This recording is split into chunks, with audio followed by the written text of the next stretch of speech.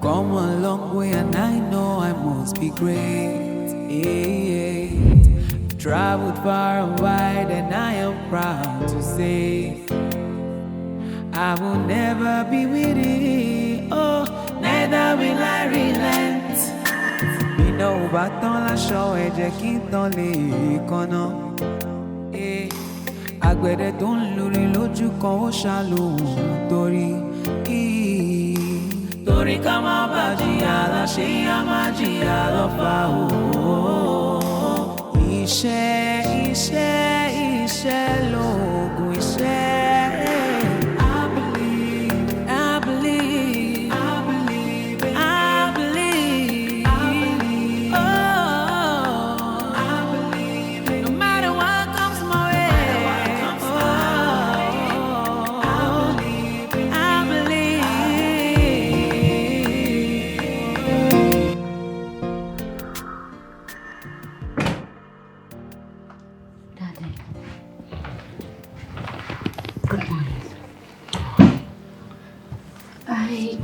Check up on you earlier, but you were not awake. Should I get your breakfast now? Not yet. Tea? I will let you know when I'm ready. Okay, Daddy.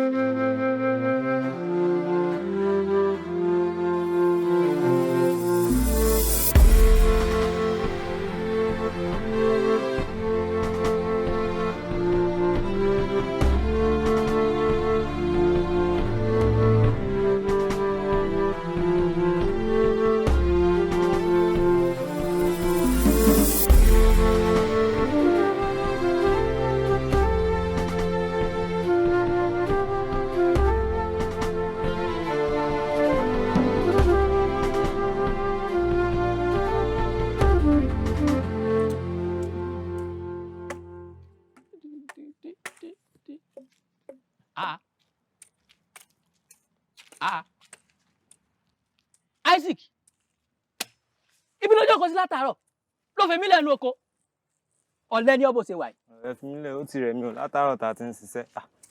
Látàárọ̀ tá ti ṣiṣẹ́. What have you done in the 2 hours since we have got to this farm? You are a lazy boy ọ̀lẹ ni ẹ̀fún kan tó ṣe. Ó yá ọmọ tó ṣẹlẹ̀ báyìí nìsín já máa lọlé carry this thing. Mi lè gbé nǹkan kan yín náà gbé o. Kí tún gbégi? Ó yá gbégi Isaac. Mo ní kó.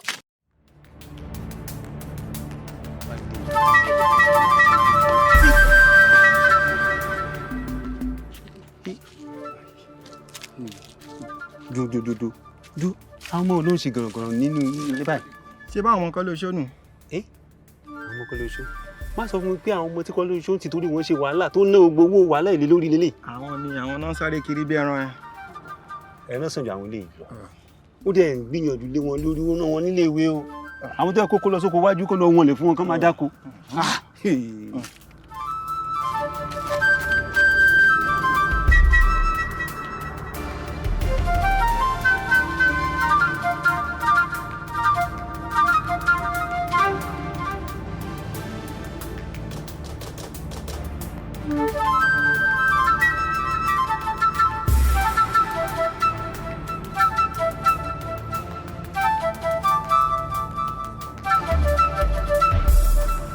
Báàmì, èmi kọ́ ni mo dá ìjà sílẹ̀ o. Isaac ni. Ọ̀lẹ paraku Isaac. Ẹ̀gbọ́n mi, ṣèbí rírẹ̀ ló rẹ̀ mi mo sì sinmi. Kò sẹ́ni tí kí rẹ̀ ó lè dọ̀la kó rẹ̀ yín náà.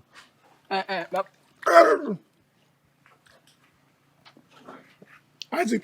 Báàmì. Ta lẹ́ni? Mike. Mike. Bẹ́ẹ̀ni. Báwo ni Mike ṣe jẹ́ sí ẹ? Ẹ̀gbọ́n mi. inú mi ti ẹ̀dùn pé o mọ̀ pé ẹ̀gbọ́n ẹ̀ ni. Isaac. Bam. Isaac. Bam. Ìjọ́ tí mo bá tún gbọ́ pé ẹja lóko wà á rí ìyá wà á pè bàbá. Ẹ dúró ìwọ dúró ọwọ́ apalẹ̀mọ́ má jẹ́ o. Wọ́n lọ gbọ́dọ̀ jẹ́ o. Ọgbọ́n tí wọ́n jẹ́ kọ́lẹ́ ní ìwọ̀n. Bam. Èso.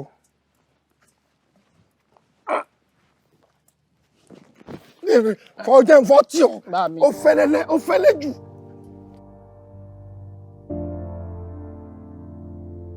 Ìjọ tí ẹ mọ nǹkan tí wọ́n ń pè ní iyì ọmọlúàbí. Iyì ọmọlúàbí. Bẹ́ẹ̀ni. Ara bá mi. Ìwà àti ká sọ̀rọ̀ ká bá bẹ́ẹ̀. Ìwà, character. Yes. Ká sọ̀rọ̀ ká bá bẹ́ẹ̀, integrity. Yes. Nítòótọ́ o, olóòótọ́ kìí lù gbé. Àmọ́ òtítọ́ ló máa ń dúró títí láéláé. Ó yé mi bá mi. Gbogbo ìgbà náà ni ẹ fi máa ń kọ́ wa wípé òtítọ́, ìwà àti ẹ̀rí ọkàn ni èèyàn fi ń jẹ́ ènìyàn. Tí ẹ bá mójútó òwe yín dáadáa, tẹ̀sí kàdé ojú àmì, ó dá mi lójú pé orúkọ Koleosho kò ní parun títí láéláé. I will do my best, bá mi. We all do our best to uphold the Koleosho name. Thank you. Ẹ ṣé gan bá mi. You can go.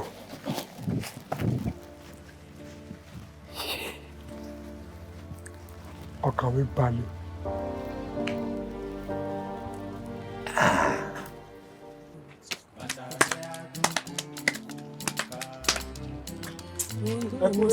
Ẹlẹ́ bàbá.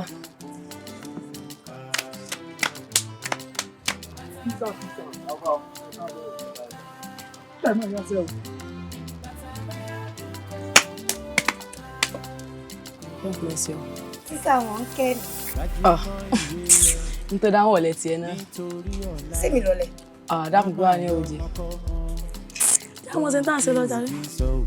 Mo ní gbájúmọ́ ìwé rẹ o nítorí ọ̀la máma yọ ọmọkọ́mọ o gbọ́hùn tí òbí sọ.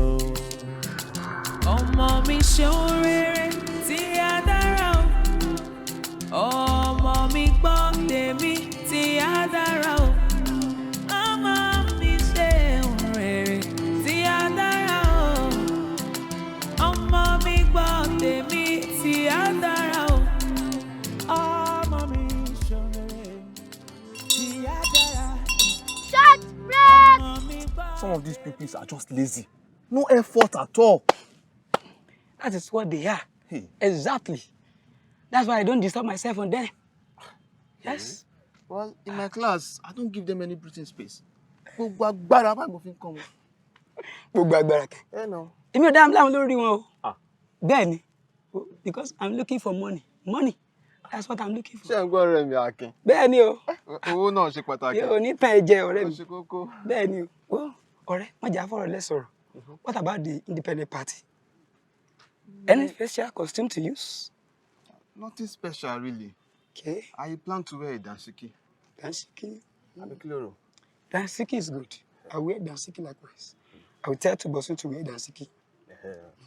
So that we can stand out at the party. Because I'm planning for some fishing at the party. Bẹ́ẹ̀ni, you know now. Akin apẹja. O ṣeun ọ̀rẹ́ mi. Ká máa rọra kégungun má lọ àlọ́fun. Kò sí yọnu. Kò lè àwọn àlọ́fun àti jẹ́ tipẹ́. Bẹ́ẹ̀ ni ọ̀sẹ̀ dé kíní bẹ́ẹ̀. Kò sí yọnu ọ̀rẹ́ mi.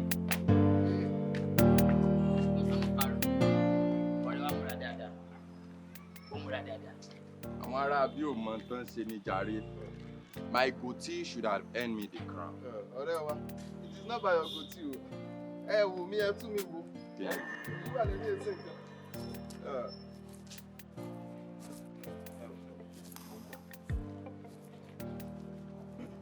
Finally. I did not know you were still waiting. Of course, I told you I would, since we couldn't get a chance to properly introduce ourselves inside. That's true. Well, I teach at the community primary school. What do you do? I mean, I've seen you around a few times on your... On my bicycle. Yes. Yes, On your bicycle, on your way to school. Yes. I want to teach too. But I am still learning. Well, we never stop learning. So if you want to keep learning, just continue on the path. You look good, by the way. Thank you. So we don't deserve to be introduced, right? Babalaje. Meet my bosom friends. Ọ̀gbẹ́ni Tiboso àti Ọ̀gbẹ́ni Akeremi. We are very pleased to meet the most beautiful girl in Saki. You can say that again. Mokulola. Mokulola. Mokulola. Let's just take it. Hey, it's a long year, man, now.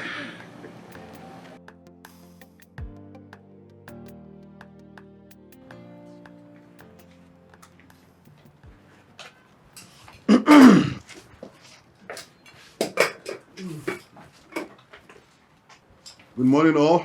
Morning, sir. This is Mr. Mike Koleosho. Is now part of us. I must add that he's a graduate. Thank you, sir. Very educated. I believe he's going to influence us in a very, very positive way, right? Yes, sir. Good morning. Once again, you're welcome. Thank you, sir. Please, settle in, okay? Feel free to pop into my office anytime you have any question. All right? Yes, sir. Good. Thank you, sir. So, please, yeah. Thank you very much, sir. Thank you, sir. Thank you, sir. Thank you, sir. Nice to meet you, sir. Nice to meet you, ma. And yeah, thank you. Me, I am Madam Felicia. I wholeheartedly welcome you to Saki District Health Council. Thank you, Madam Felicia. As you are looking at all of us, we are one big family. So feel free. Okay. Well done. Sure, ma. Thank you, ma. Thank you. You're welcome, sir. You're welcome, sir. Thank you. You're welcome, sir. Thank you. I want to say to you, but this woman will not allow me. No problem.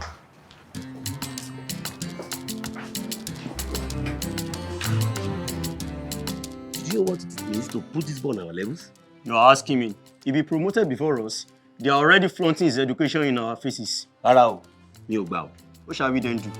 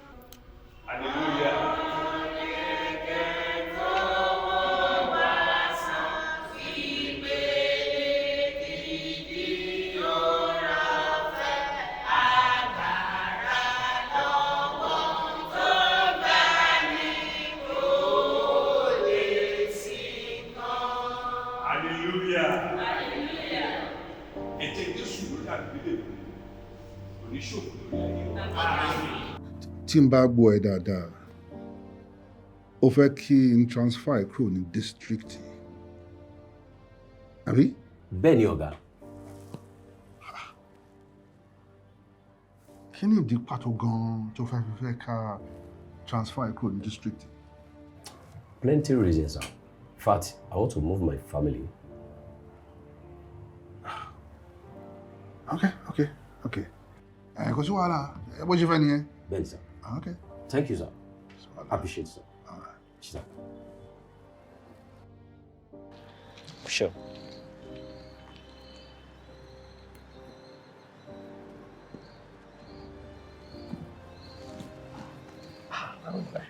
Báwo ni báyìí? Granted. Very good. All right. Okay, Joe.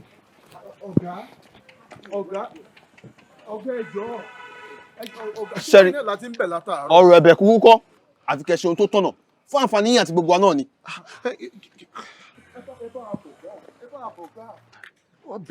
Ẹ farabalẹ̀ bàbá, gbogbo ẹ̀ ló máa níyànjú. Rárá o, Mr. Gabriel, ẹ jẹ́ kí wọ́n ṣe ohun tí ẹ kọ́ ṣe. This is not right. Koleosho, Michael, wait. Kí ló ṣe ẹ́? Ṣo mọṣẹ́ ìjù mi lọ ni? Tó bá tiẹ̀ kàwé, ẹnu iṣẹ́ ló sá ti bá mi. This is a sensitive job. A very delicate one at that. We must let these people know what they do not understand. Not let them go because of some few coins. Michael. Ìbò yìí ni.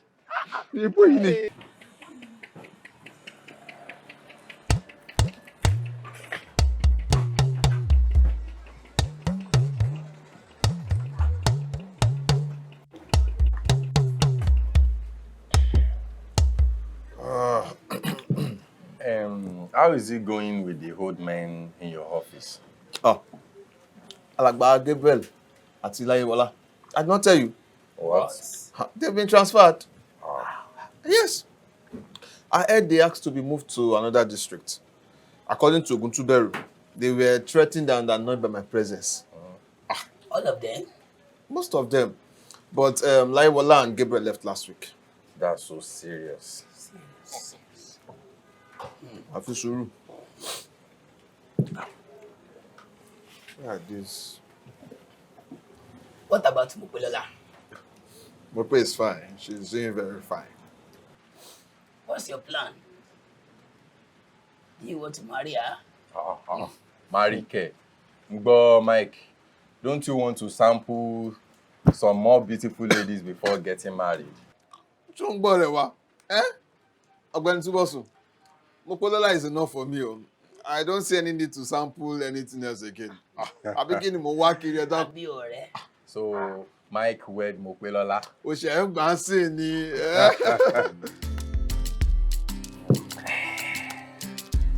Kọ́kọ́ kíní sí wà. O ní ibo lọmọdé yìí wà. Anyway, how was your weekend?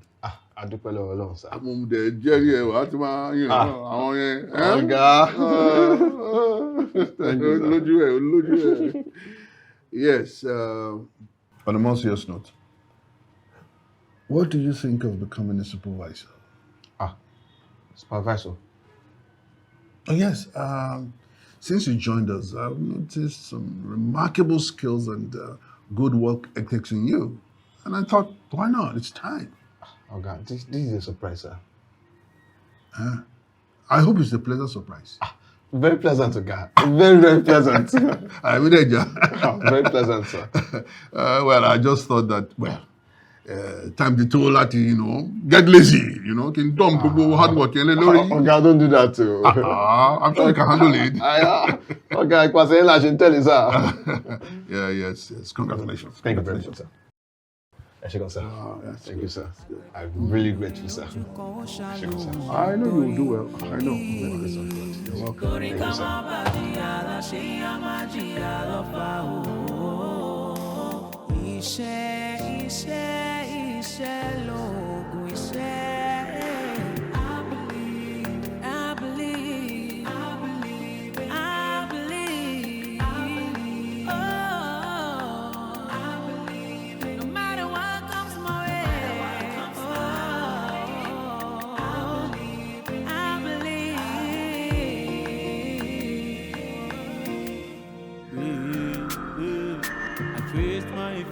Just because I wanna find myself.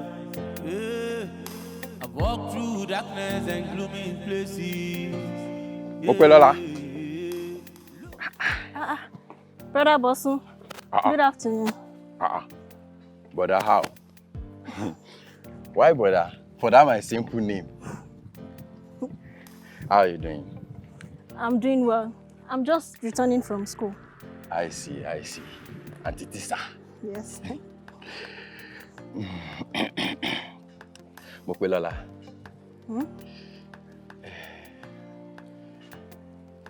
I was wondering if you like bushmeat. Not really. But why were you wondering about what I like? Mopelola, okay, tell me what you like. Mopelola, don't let me beat around the bush. I like you a lot. It's just so painful you fell into the hands of a man that is still playing around. That is still playing around. You mean Mike, your friend? Well, you can call him my friend for lack of better terms. Believe me, I know him well. I see. I like you, and I will take good care of you. I am home now. Thank you.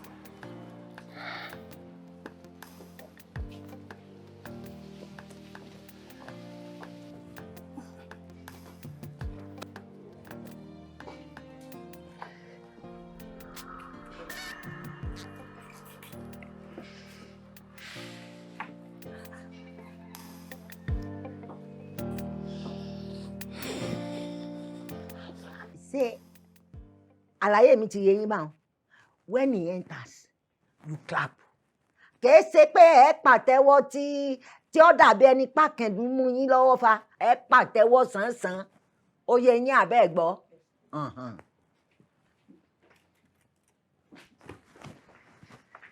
Àtẹ́wọ́. Thank you. Ẹ ṣé gan ni. We want to actually congratulate you on your promotion, Mr. Mike. Oh, thank you. And we pray to God for you that you will get more and more and more in Jesus' name. Amen. Àtẹ́wọ́.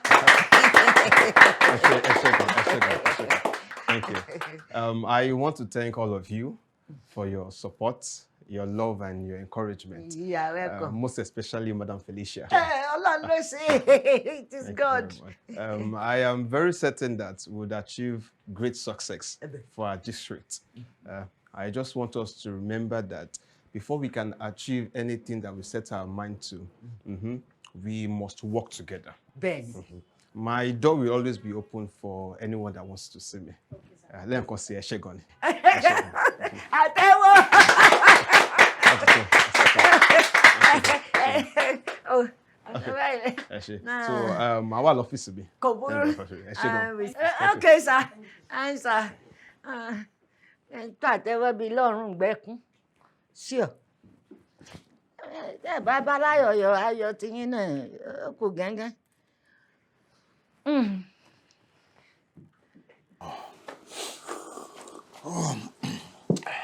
When does Mopelola return to school?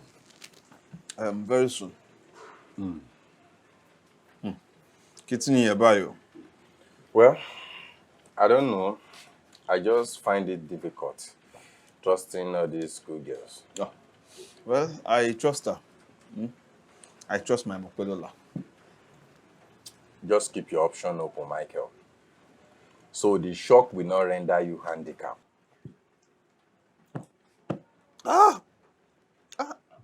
Handicapped? I know what I'm saying. Mopelola is not like that. Okay. Handicapped. Oh, too much so. Live. Bóyá bí àpò méjì àgbà. Bẹ́ẹ̀. Báàgì yìí ń kọ́.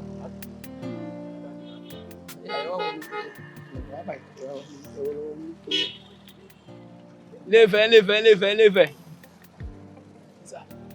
Ìlú wo lẹ ń lọ? Live. Èèyàn méjì àbẹ́ nìkan.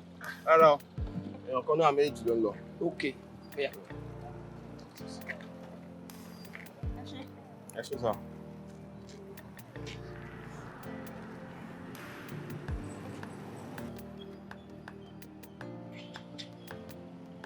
You were right. As long as there are pencils and pens, I will write. What if there are no pencils and pens? And Chaco to the rescue. Ope, I'll miss you. I will miss you too.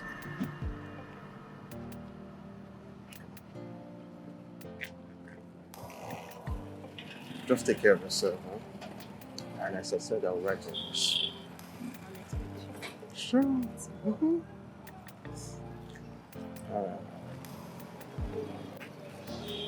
Let me. All right.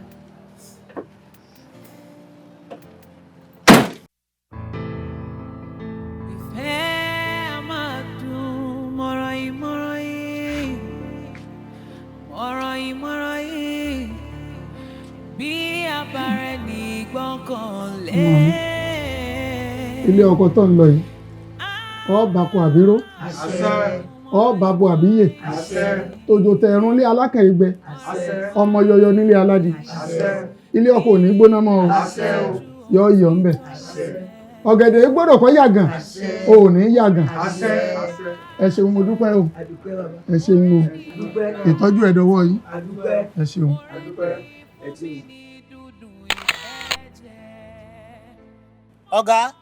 Ọ̀gá Koleosho. Morning o, good morning. Morning sir. Ṣé kò sí? Ọ̀gá ọ̀dọ̀ yín la wá o. Àwọn ọmọ yín wọ́n ti rédì dọ́dọ̀ wa. Ẹ má sọ fún mi pé gbogbo yín lẹ ṣàṣemáṣe o. Ọ̀gá ìjọ. Ẹjọ́ ọ̀gá. Ọ̀rẹ́ bẹ̀ kọ́, gbogbo aná la mọ̀ wípé ìlera lọ̀rọ̀, àbí bẹ́ẹ̀ kọ́? Bẹ́ẹ̀ni. Bíbélì ò fara mọ́ dọ̀tí. Kùránì gan ò fẹ́. Bẹ́ẹ̀ni. It is for your own good and the good of your children. Ẹ ṣètọ́jú bí tẹ́ ń sùn. Ibi tẹ́ ti ń tajà, ibi tẹ́ ti ń dáná, bẹ́ẹ̀ bá ń ṣe léyìn kò ní sí wàhálà. Ọ̀rọ̀ orí bá ti rò ó. Bí mo sọ fún yín pọ́gá yóò ní gbára dáadáa. Àwọn òkú ti sọ fún yín tẹ́lẹ̀ pé kò ní gbà.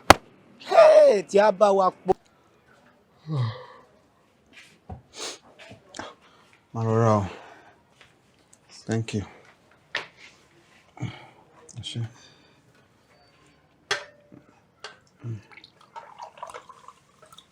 Thank you. Ṣé jàre kọjá.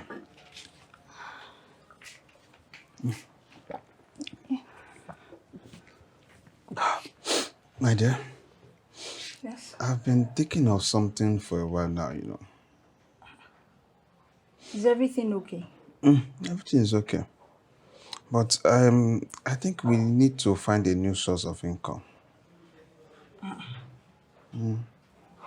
Are you sure everything is okay at work? Of course, Mokulola, everything is okay. But you know our family is about to start growing. And I'm thinking of starting a personal business. A personal business? Have you thought of anything? Yes. I have a good feeling about the haulage business. Haulage?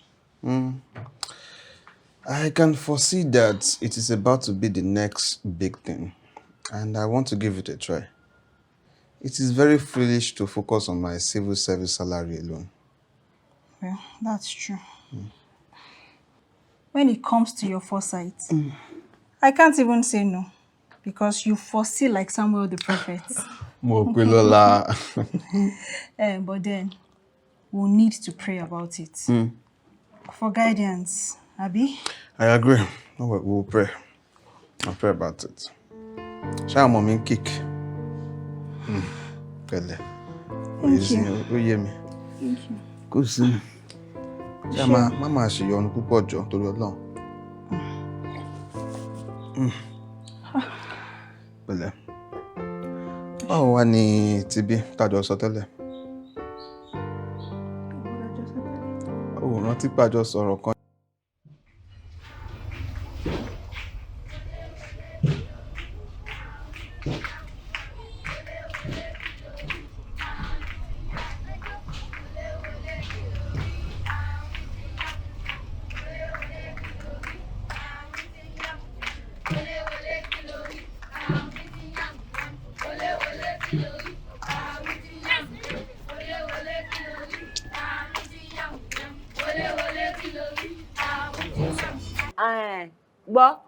So how many people follow Oga Mike go for the inspection? Like 4. Even me, I wanted to go, but God said I should man the office.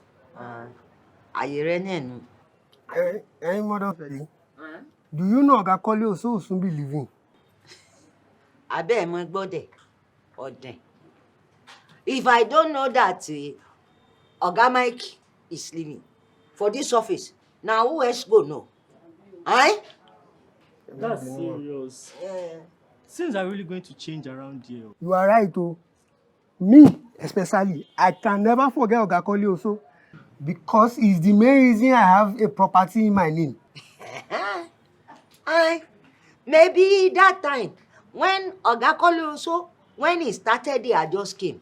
All of you are grumbling. Emperi japa, empapa jeri. Cotton? In a paro, it things changed my life. And I know that a lot of people too, the things change their life. Ama, koso tama, they no go talk. Oh, that's not True. Also. Nah, they won't talk true. Anyway, since our guys go for inspection, ẹ̀yin náà, ẹ padà sẹ́nu sẹ́yìn. Ẹni lọ rèé sí sẹ́yìn, tọ́ba yá mi sí wọn ni a fún yín query. Sure, Osi. I am positive that Saki District Council will be much better than this when next I come. I want to thank you all for allowing me to serve. And I trust that my successor will do a better job.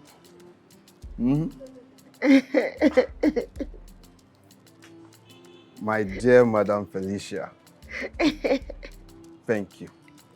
Emma Sukumo. Abẹ́ náà sunkún ni. Ìsúkàgà. Emma Sukumo. Màmá yọjú sí ilé kọ̀ọ̀kan. Kò lè dàbí. Kò lè dàbí. Ẹ ṣé gan. Thank you. Emma, ẹ̀yin tó yẹ kẹ́ máa. Sunkún ẹkún nìkan wá jẹ ni. Madam Felicia, ẹ má worry. Màmá yọjú sí ilé kọ̀ọ̀kan, mi ò ní fi ilé bẹ́ẹ̀ lọ. I'll miss you all. I'll miss you all. Kì í ṣe pé mò ń sunkún ẹkún nìkan gbà mí. Madam Feli. Ìsúnkún ọ̀gá ẹ̀kẹ́ ní belief mi ni. Eléyìí tó wá ń yọ lójú yín kí la máa pè báyìí. It is by choice ni ọ̀gá. The cry is coming by choice. I understand. Thank you very much. Yes, sir. Yes, sir. Yeah.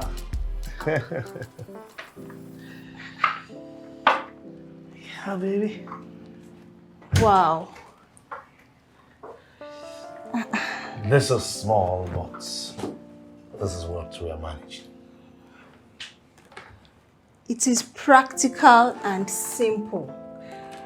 And welcome to SMAC. And I must say thank you to you. Thank you, darling. You are welcome. Thank you. Michael Adeniyi Koleosho. Yes, darling.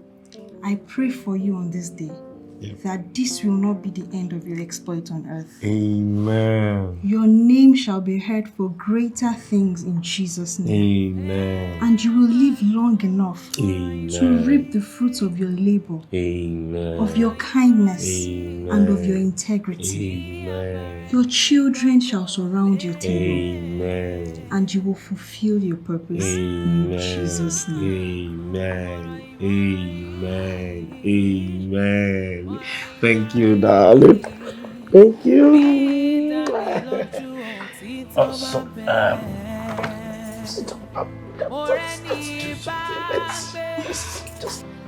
I am not sure that I've seen these faces before. Interesting. Anyway, some nights ago, we are the two men you bought some drinks for at a local bar, if you could remember. Oh, exactly. That we even shook hands when we parted ways at that bar. Sally, Oh, sir. I am sorry. Sally, sir. Nice to meet you again. It's a pleasure, sir. Yes. So we are here for a business proposition for you. Okay. Sally, sir. And what type of business is that? Sir, we are managers from Nigeria breweries. Yes, sir. Thanks, sir. Okay. Thank you. Actually, sir, we are planning to have a distributor here in Saki. Okay. With our findings at a local bar and the background check, with a lot of people we have met, all fingers are pointing at you. that you are the right man for the job. That's why we are here, sir. Oh. So how do I go about it? Sir, you have to visit our Nigeria Bureau's head office in Lagos on Monday to begin the process, sir. That is noted. And I must say thank you very much. I appreciate you. Thank you, sir. Thank you so much. Thank you. See you. Thank you. Thank you, sir. Thank you. Kí ló ṣẹlẹ̀? I got a letter today. They are considering me for councillorship. Counselor? Yes. I attended a meeting today. Yekini mentioned that the king suggested me.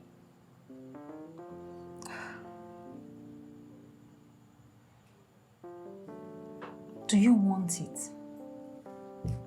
Well, I wasn't thinking about it. I just wanted to focus on my business and other things. But it's an opportunity for me to serve my people. I think it's okay.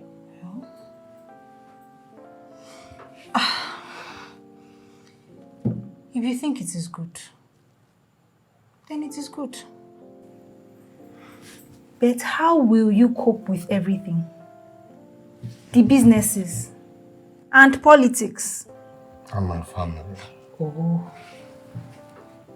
I'm sure that the Lord will help me and He will always order my steps. And with you as my support. Well, you know I will always support you. Eh? No problem at all. Oburu. Thank you.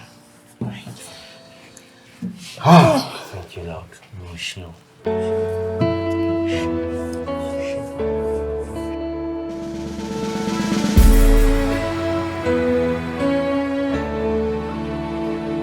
Good afternoon, sir. You must be Michael. Yes, sir. Michael Koleosho, sir.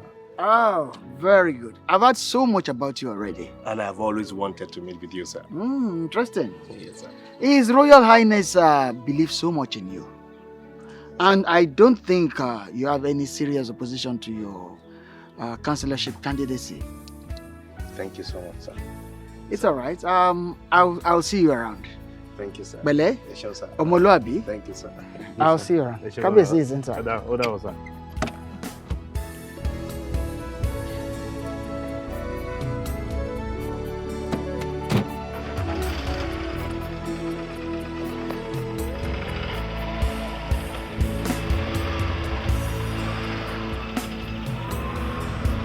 All right, sir. Thank you so much, sir.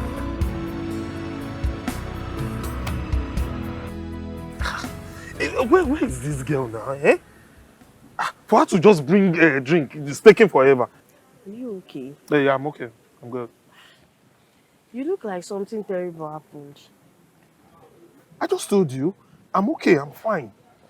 I'm not in the mood for all these chit-chats. Just leave me be. I heard your friend was voted unanimously. He is now councillor.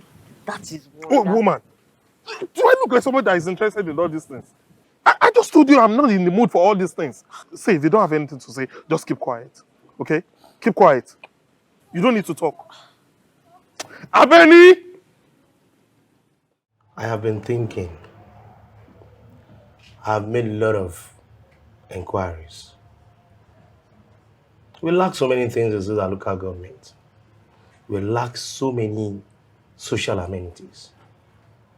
I mean, as simple as basic health center. I heard we do not have exclusive health center to ourselves in this local government. That is sad, so sad. I mean, how much is this health center if we desire to have it?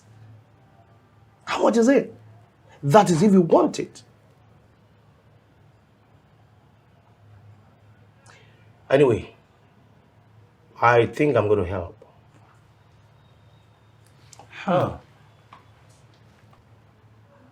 My salaries.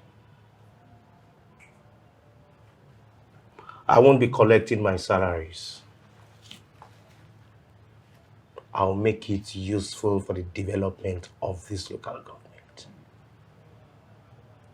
so that my people can be comfortable. What is the essence of me taking my salaries when my people are not comfortable? Service is all about sacrifices, not for acquiring wealth as a politician. My people need to be comfortable, and we must work together. Mo pé lọ́lá. Ojú ẹ rèé. O ti ẹ̀ wá béèrè ẹnìkankan rárá. Àǹtí mi má bínú kò rí bẹ́ẹ̀. Àkújọ mẹ́ta. Ọjọ́ kan pẹ̀lú. How are my children? They are very well, Auntie. Thank you. How is your husband too? My husband is fine too. Is everything okay? Everything is okay. Thank you, ma. Auntie, what would you like to eat so that I can quickly go and make it for you? Not yet. I'll let you know when I'm ready to eat. Okay, no problem, ma. Nkwelola, Ma. there's something very important I want to talk about.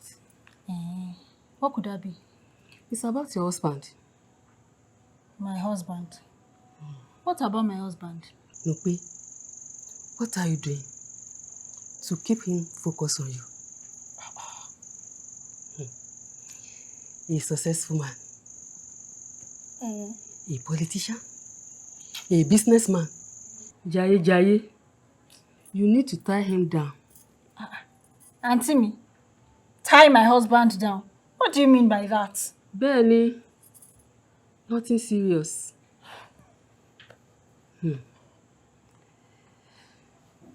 Nupe, just make sure he doesn't wander off.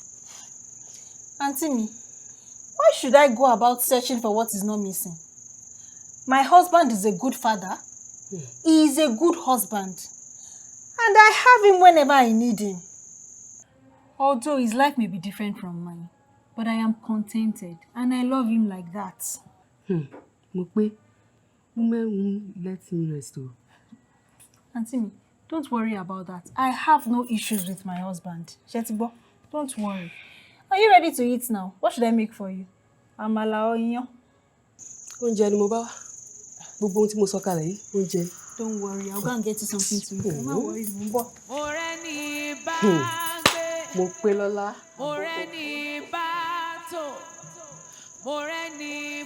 Ìyá Yemi sí. Hey, Baba, call me. I hope the food is manageable. Manageable. That's an understatement. Your food gives life and strength. Thank you. See as you just suddenly turned poetic because of Amala and the Vorilo. She go to bed. See, you are too fast, sir.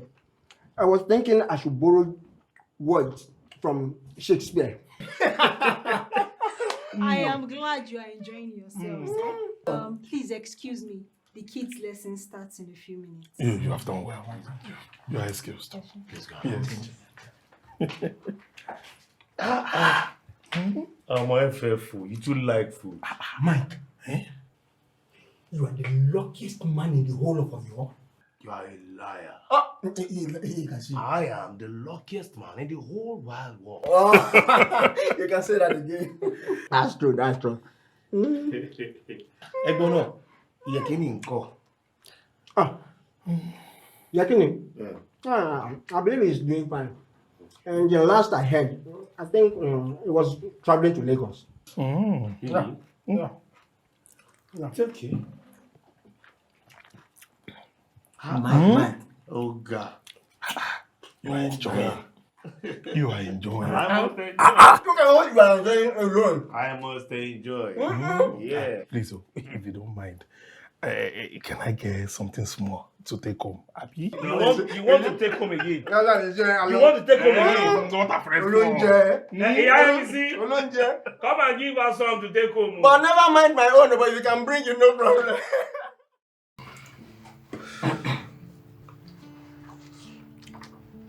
Mike.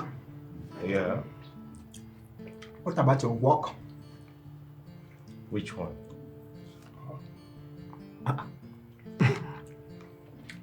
Politics, of course. Oh, politics is moving fine. I'm going with it. Mike, I know you too well. And I know your slogan. Anything worth doing at all? It's worth doing well. Yeah. Mike, you are a man of integrity. And then you listen to your conscience only. We all know that politics is a dirty game. Then your conscience and integrity, once they get out there to people who are conscienceless, they see it as sabotage. Now, what are you saying? Anyway, I just want you to tread with caution, and I want you to be careful, please. Yeah. Mike, be careful. Thank you very much, Akin. Yeah, it's okay. My father used to tell me that integrity and conscience will be a burden to you when you're surrounded by bad people. But he added that still, this same integrity and conscience will make you be a man. The balance, you know, the two. That's a word from a wise man. But thank you anyway. I appreciate it. It's okay. What a friend for my guy. I've never doubted your ability. Good job. Well, we'll go to try our best to give to the society. Sure. Please, eat that. Just that, you know what? You are trying to go that place. You know that. Aki, you Mo ṣe wóbìnrin kò fún lóyún. A lè bímọ fún ẹ. Mo kàn fẹ́ ẹni tó máa múnú mi dùn. Tó máa tọ́jú mi títí máa fi kú. Ọ̀rẹ́, wò, èmi ò nífẹ̀ẹ́ sírú ọ̀rẹ́ yẹn. Ó dẹ̀ fẹ́ bẹ́ẹ̀ ni jọ́ nítorí Ọlọ́run. Wá kọ ojú mi sọ̀rọ̀ àlọ́. Ọ̀rọ̀ alẹ́. Did we talk about love? À ń gbọ́rọ̀ ìlówó yìí. Wọ́n mọ̀ láàárọ̀ wọn. Ayé alága ti ṣòfò báyìí o. Kí ni ká ṣe báyìí, kí ni ṣe? Ṣé ìlú ẹ máa wà kó má lò lórí ara o? Olóyè, àwọn ọ̀tá ayé ti lulẹ̀. Kò sí nǹkan tó jọ. Kò sẹ́ni tó ń gba kọ́ńbó lọ́wọ́ ẹni. Bẹ́ẹ̀ ni kò sẹ́ni tó ń gba kàtà lọ́wọ́ Akitì. Ìwọ ló kàn. Lẹ́nu lọ́lọ́ yìí, bí ọjọ́ mẹ́ta kan yìí, èmi rẹ̀ ò ní lè jọ sọ̀rọ̀. Obìnrin ò gbọ́dọ̀ sọ tèmi fóṣù mẹ́ta péré. Oṣù mẹ́ta péré. Afọ́jú tó darọ́bà. Ojú bá lọ kówó wá sí ilẹ̀ yìí agájọ ẹ lọ. Gbàgede ò máa rí bí farapamọ́ sí fóònù. Tí gbàgede ò bá rí bí sá sí fóònù, ṣé kí gbàgede kú nítorí òrùn? Abijawara bí ẹkùn. Kí ló tún ṣe? Olówó fújà ti fara kásá o. Ìgbà náà pẹ́ nìkan ìpàwọ̀. Wọ́n lóògùn bẹ́ẹ̀ni, ògùn bẹ́ lára mi. Ọkàn ṣubú. Sọ́ngọ́ tó máa ń ṣe gangan ká lè mọ bí ta fẹ́ dojú àdúrà. Èmi rẹ̀ jọ du abẹ ni o. Èmi mo sì mú èkó abẹ dání, orí abẹ ló mú, àbí ó sì bí ọ lọ́wọ́.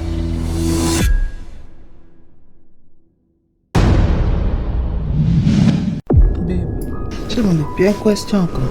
Is there anything tó lè mú ẹ lọ fẹ́ ìyàwó mi?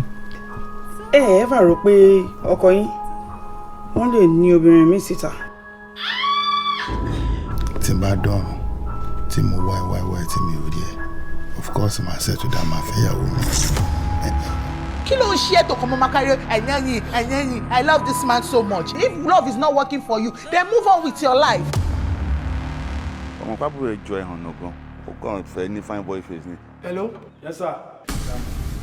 Network ẹ̀dẹ̀ tí ó ti fluctuate. Hello? Ẹ jẹ́ bá mi fẹ́ gbà. Mi ò fẹ́. Mi láì gbọ́kàn yín ṣe maltreat mi. Èèyàn ń gbọ́kàn lórí pàǹtẹ̀tẹ̀ bẹ́ẹ̀ yẹn o. Shut up my friend. Àmọ́ àbójọ́ ara jẹ́ gbẹ̀yìn ni o. Tó bá jọmọ Naija tó jápa kúrò Naija tó wà já orí ẹ̀ ò pé. Ó yá kọ́ bẹ́ẹ̀. Anjola.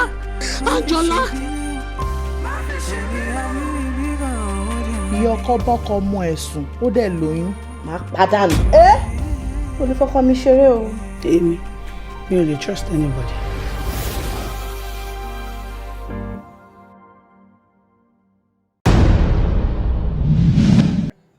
Moperola, I think you need help. Nothing has changed. I want to take care of my family by myself, please. But you need to rest sometimes. Eh? The work is not as much as it used to be. The children are now grown. Okay then. What do you think about your husband in the green chambers? I guess the next chapter is written, and it is in the green chambers.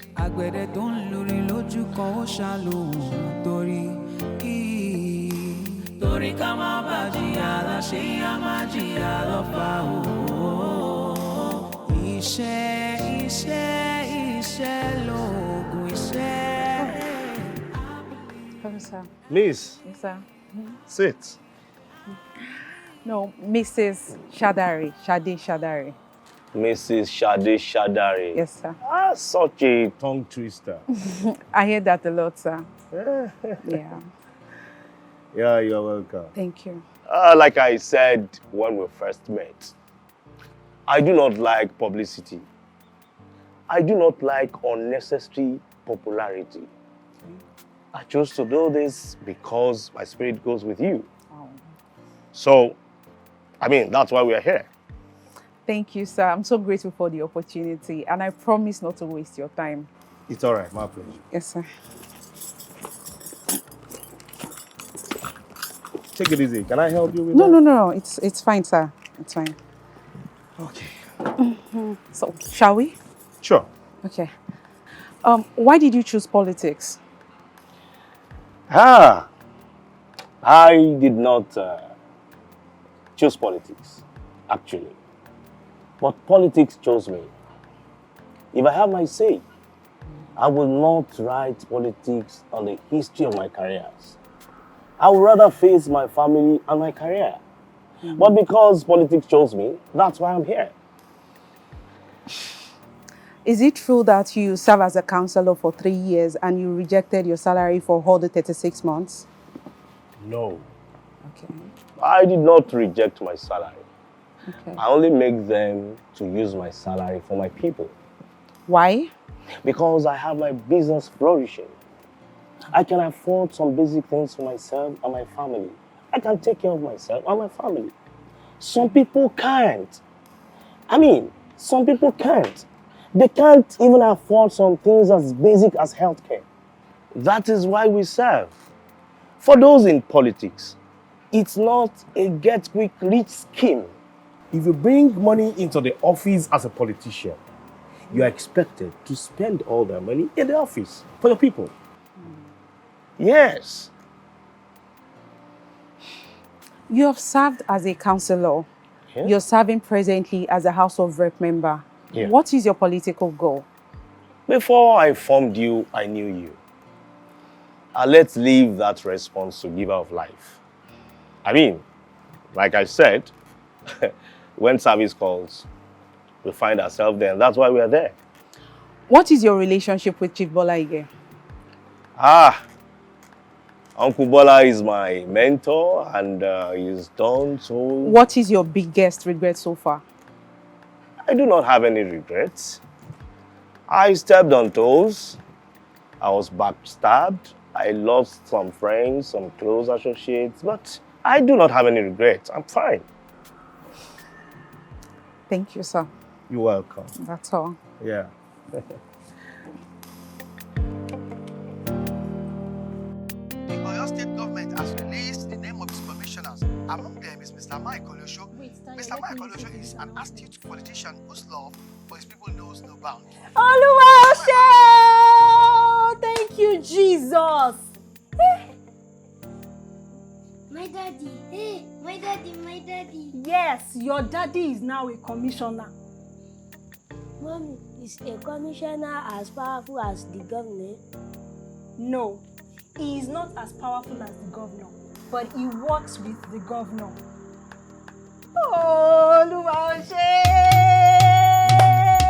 My daddy. Yes.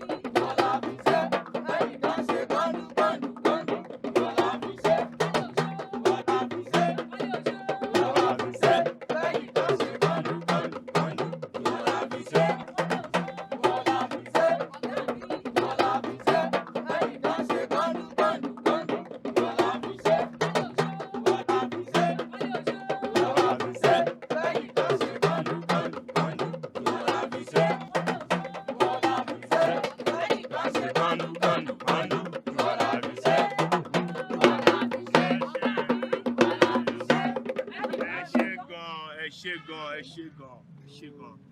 Ẹ jẹ́ ẹ̀yin ni mo ní láti dúpẹ́ lọ́wọ́ yín. Mo dúpẹ́ fún ìfẹ́ tẹ́ ẹ ní sí mi. Mo dúpẹ́ fún àdúró tì yín. Mo dúpẹ́ fún àtìlẹ́yìn yín tẹ́ ẹ ní sí mi. Mi ò lè dúpẹ́ lọ́wọ́ yín tán.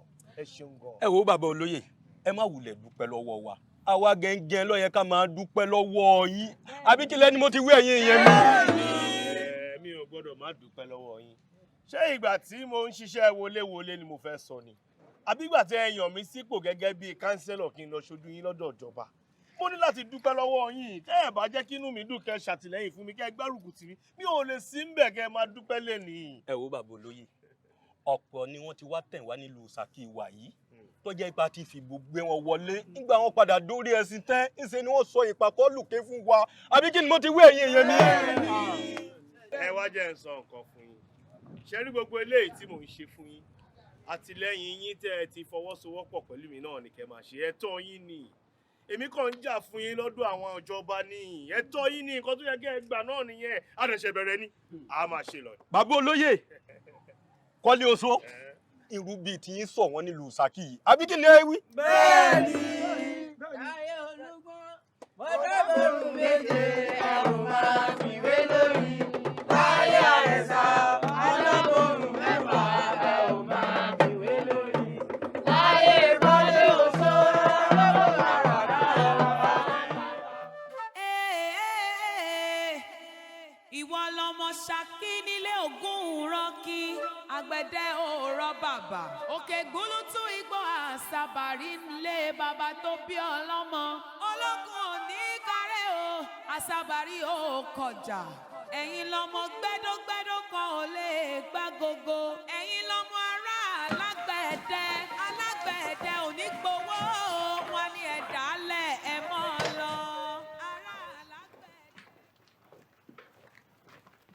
I don't know how to say this to you, but this is not looking good at all. For now, there are several speculations, but we don't know those behind the code yet. So it's a very tricky situation for us. So what do we do now?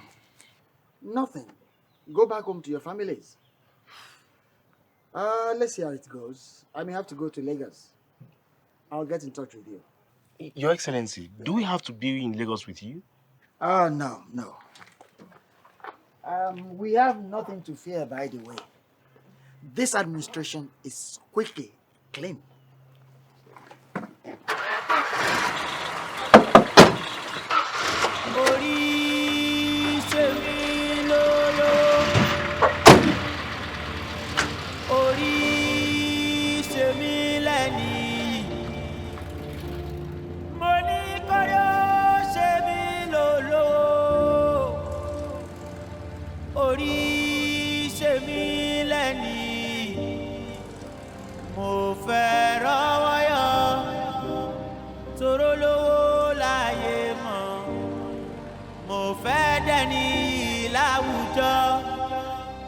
Kí wọ́n rí mi kí wọ́n ṣe yẹ́sà yẹ́sà.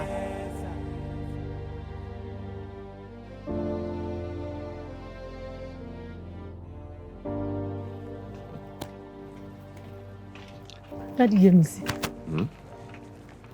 Daddy Yemi. Oh, look, it's okay. I will be back before evening. It's just a routine questioning. It's normal. Although nothing has been normal since the coup. Just take care. Let's go. Jesus.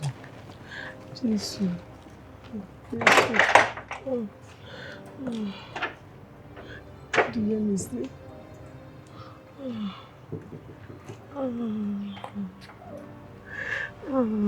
Jesus.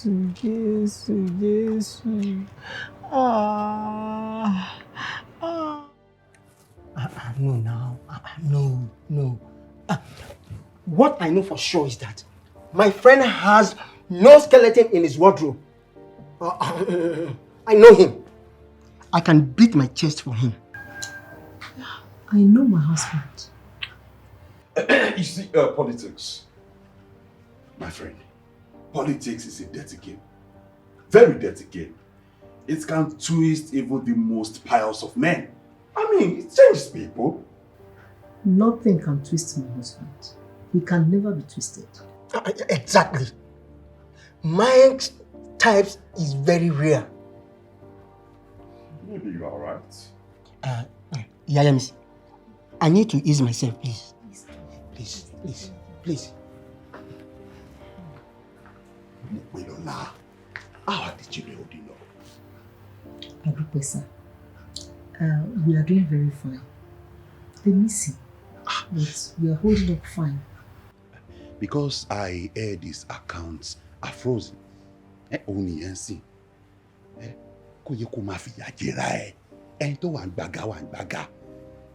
You see, you are free to reach out to me anytime you need anything.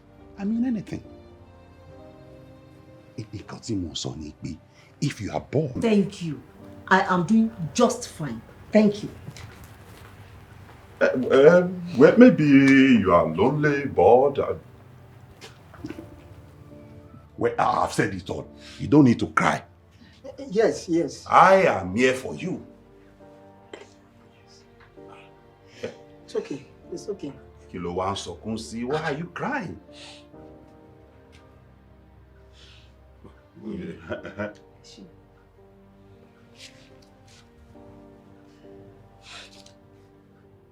Are you ready to tell us about your principal now? Everything I know about my principal and the government, I have already told you. If there's anything else you want to know, he is here in Agodi. Why don't you go and ask him? Are you aware if you give us enough information about Babalaje, we will walk away free? Incriminating information, you mean? However you choose to see it, but the most important thing is you walk away free.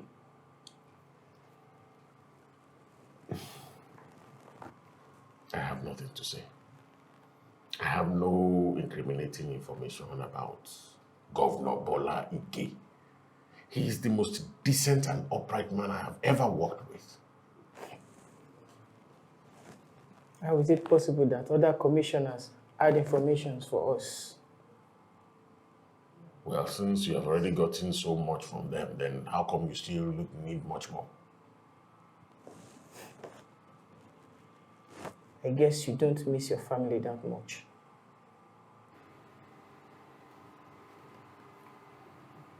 I have nothing more to say. I see.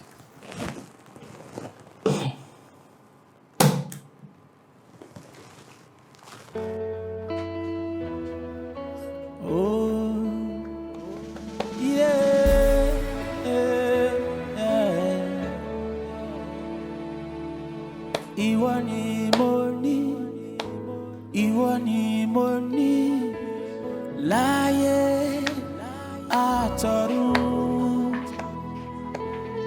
kò sákàwé rẹ̀.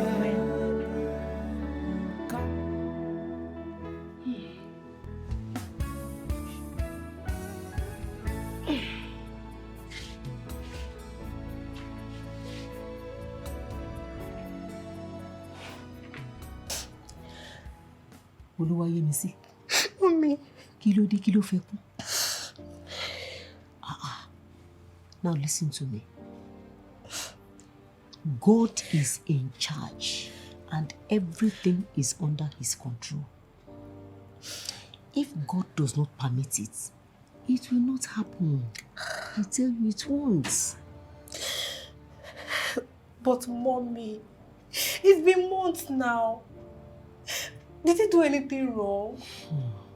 Why are they still holding him now? Your father did not do anything wrong. In fact, he did everything right. Do you know how many projects he has facilitated as a commissioner? The Oke-Ogun Polytechnic is running due to his efforts. Yes. Then why? He's a good man, and I know that. It's the coup. It's the government. But I know God is in charge. He will be back to us very soon, Papa. Very soon. Agbára Ọlọ́run.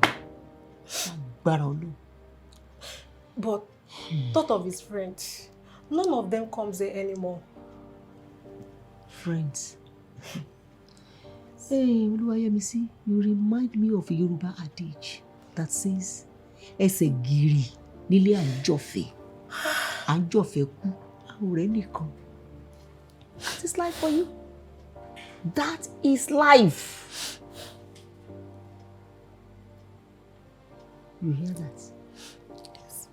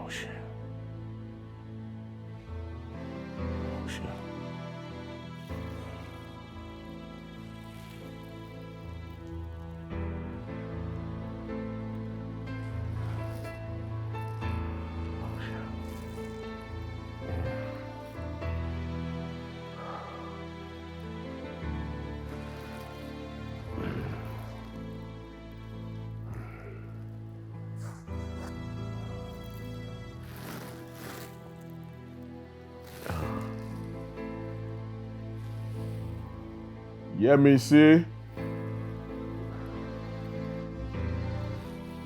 Yemi see.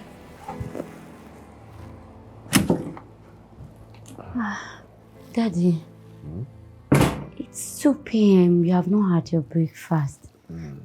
What should I get for you now? Thank you. I think I will have the custard that you suggested. Okay, Daddy. I'll take that. All right, I'll get it ready.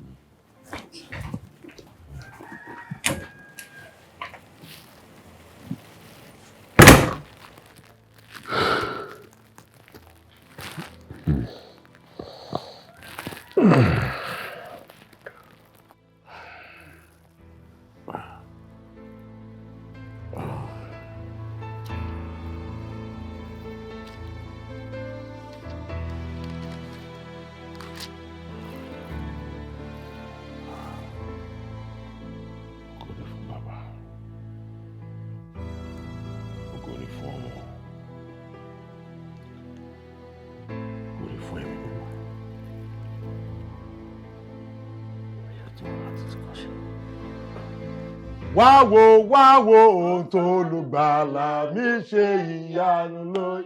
Wá wo ohun tó lùgbàlà mi ṣe ìyanu. Praise the Lord. Hallelujah. Praise the Lord. Hallelujah. The Lord is good all the time. We thank God for the life of our brother, Mike Koleosho, a man of integrity. Yes. He was arrested, detained for no crime, 8 months in captivity. Still, we can only praise God. We cannot ask questions. Yes. And this is a big lesson for us all. That honesty pays. Our brother can walk freely today because no stain, no blemish was found on him. Yes. He was placed under the microscope. His life scrutinized again and again. His financial record passed through test. Still, he shines. Yes. This is a huge lesson for you and I. Praise the Lord. Hallelujah. Praise God. Hallelujah. Congratulations. Sir, congratulations. Thank you. Thank you, sir. Thank you so much. Thank you, Master. Thank you, sir.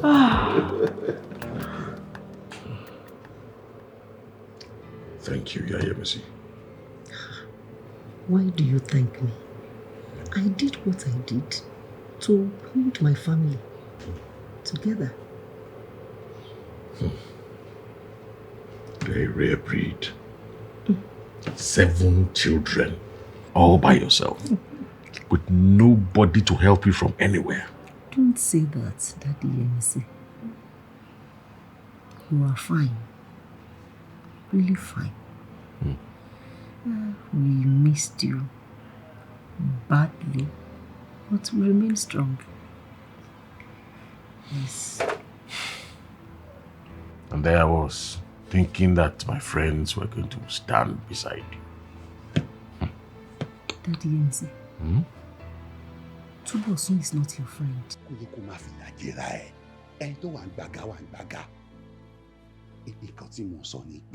If you are born. Thank you.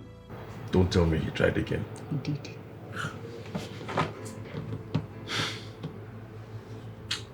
It's okay. Thank you. Thank you, Mokulola. I owe you a lot. And I will spend the rest of our life showing you.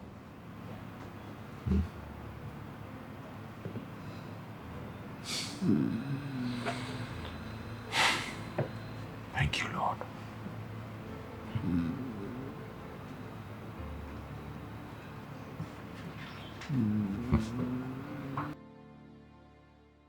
And finally, we pray that everything we shall deliberate upon today shall be to your glory and to the betterment of our people and our fatherland. Amen. Amen. Amen. Seke, over to you. I am happy to announce to you that our political party, the Alliance for Democracy, that we started here in Afenifere under the chairmanship of our great leader, Chief Michael Koleosho, has been duly registered. Thank you very much. Our Ibu Seke. Thank you. Democracy will stand in Nigeria. Amen. Democracy will stand in Nigeria. Amen. And we must make sure it happens. By the grace of Almighty God. Thank you very much. Okay. Thank you very much. Akuriri. Thank you. Okay, so on to the next matter on the agenda. Bàbá ẹ kú jókòó. Ẹ kú jókòó sá. Bí iṣẹ́ wa ṣe máa ń lọ nìyẹn o. Olúwa mi. Ole. You're welcome, sir. How are you? Very well, sir. Ẹ má bínú. You know the meeting after the real meeting can be so exhausting. Oh yes, we understand, sir. We understand, sir. I hope I'm safe. Very, very, sir. If you are not safe, we are not safe too. I hope so. So, what is it? Well, we have a question to ask you, sir. Okay. As the leader of the party, why don't you make your intentions known for the governorship, sir? Okay. Are you asking because you know I have intentions or you believe I should? We believe you should, sir. You have a huge advantage as the party leader, sir. Well, I don't. I mean, service should not be limited to the front lines. Why? There's still so much good I can do even without being governor. And since my friend has already shown interest, it's a win. Abi, you know anybody else who has shown interest? Wherever you go, we go. Whatever to chill, I don't show. Whatever to chill. If it's most people are not dama losing. Whatever to chill. If it's a bag ball, I don't bother. Face my fears just because I wanna find myself. Baba ẹ ṣe jẹ́jẹ́ o, Olúwa mi nìyẹn o. Walk through darkness and ẹ mọ̀ tẹ́ jẹ́jẹ́ ni o. Looking for light at the end of the tunnel. All right, sir. Torí pé mo fẹ́ dẹni ọ̀la. To be candid, Seke. Oh. I mean, Your Excellency. We might need to resort to an exorcism to remove this Seke from my head.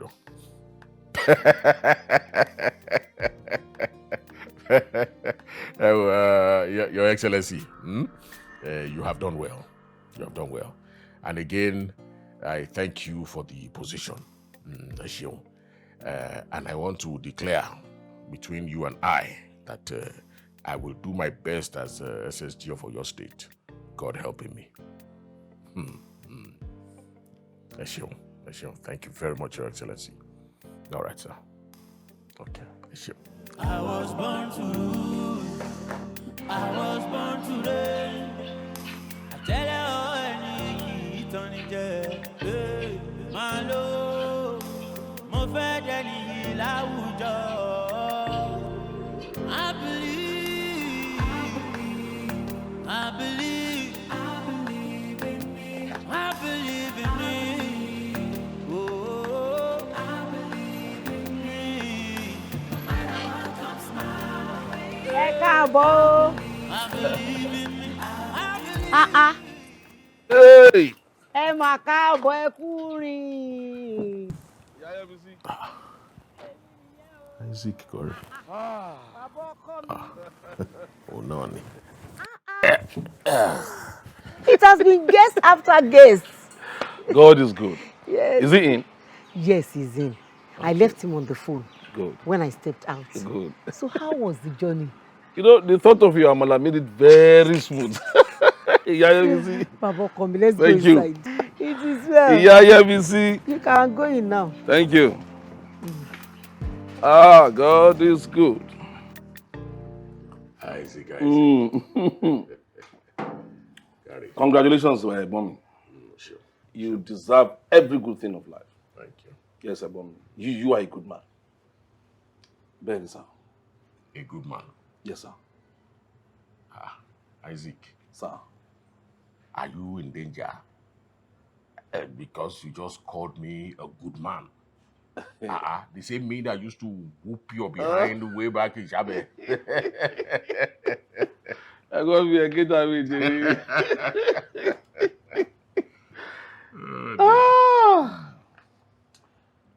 Baba and Mama will be so proud. Their sacrifices over was paid off. You can say that again. But I mean, do you know that the irony of life has assaulted me so many times about your journey? I keep remembering people faulting Bami for sending us to school. You know, they keep saying even if we amounted to something, we will only be useful for our wives. What a memory. But look at it. Look at Shaki. Shaki has even enjoyed you more than your own wife. Look at the so many things you have done for Shaki while you were a commissioner. There's so many educational institutions, so many road projects. You have practically put Shaki on the map positively. That is amazing. Very, very amazing. I am so proud of you. You deserve recognition for all your services. I'm not talking about all these chieftaincy titles that they are chasing you up and down with every market deal. I am talking about national recognition. Yes. We thank God. You deserve it. Sure. You deserve it. Sure. Yeah, BC. I think hunger arrived with me here. That's Jerry. We talked about Amala when I arrived. I was expecting you to say that. I missed that for that.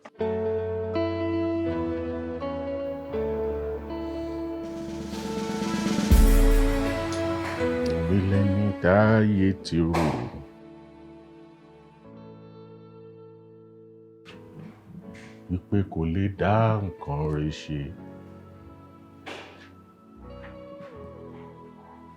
Àmọ́ mo rí àánú rẹ̀ gbà ọ́. Olú ọ̀run ló bá mi ṣe. Èmi náà. Michael Koleosho. A little boy from Saki. Now, Chief Michael Adeniyi Koleosho, Commander CFR. Ah! Ọlọ́run mà ṣe o. Ọlọ́run mà ṣe o. Ọlọ́run mà ṣe o.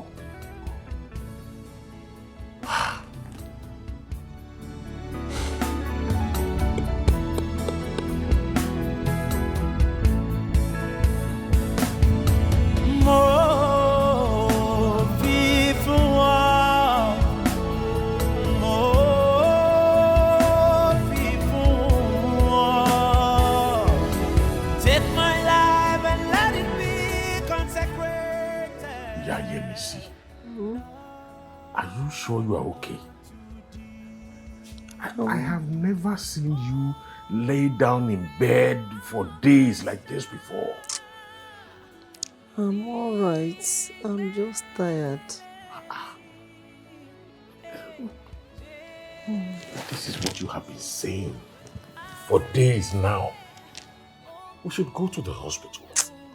I will be fine. You know, I don't like to go to the hospital. I just need to rest and be fine.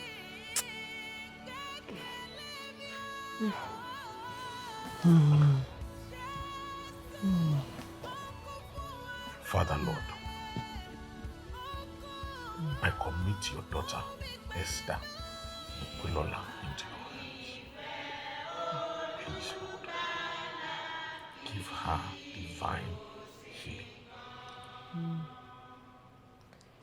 I speak strength to your body, health to your body.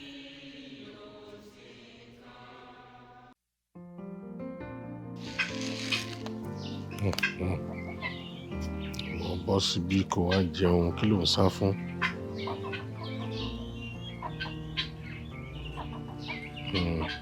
Bọ́ síbí. Yeah, take your own there. You cannot come here, Abi. Take your own there. Daddy. Yemi, see? Daddy. Palekunde.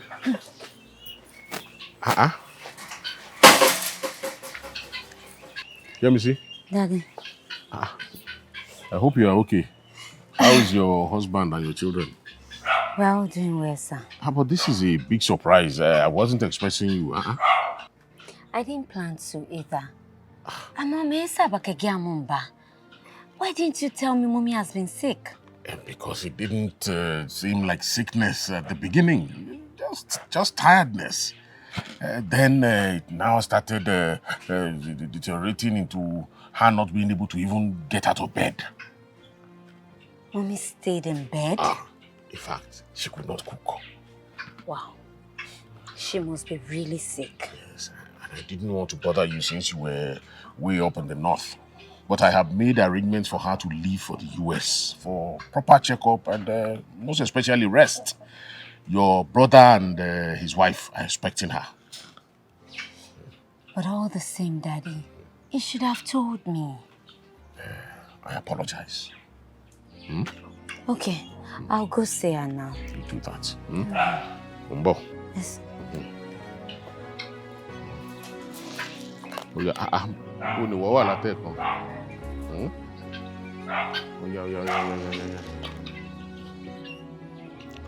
You people have eaten more than the others. Make sure you rest when you get to Maryland. Don't start stressing yourself again. I will join you there later and we can return together. Let me see, we follow you to Lagos and we'll stay with you till you check in. Good night, dear.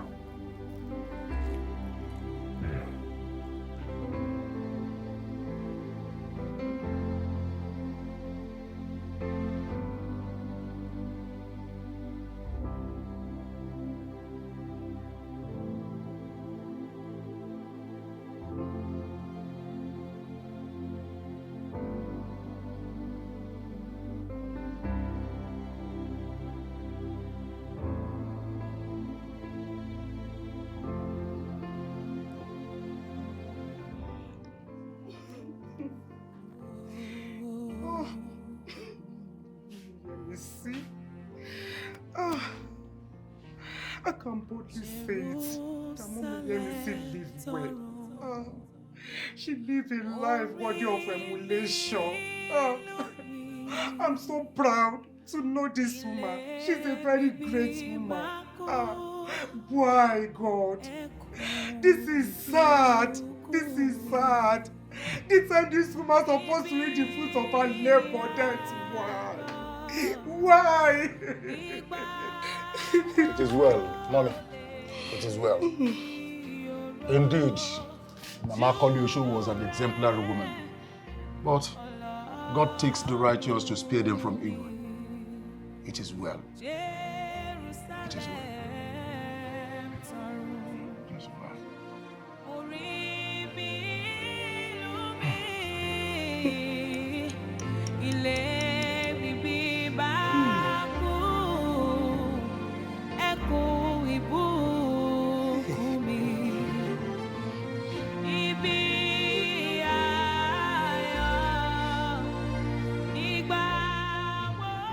Yemi, the plan was not to see your corpse in the US. It was to meet you well rested and healthy. Eh? Why? Why, Biola? Why?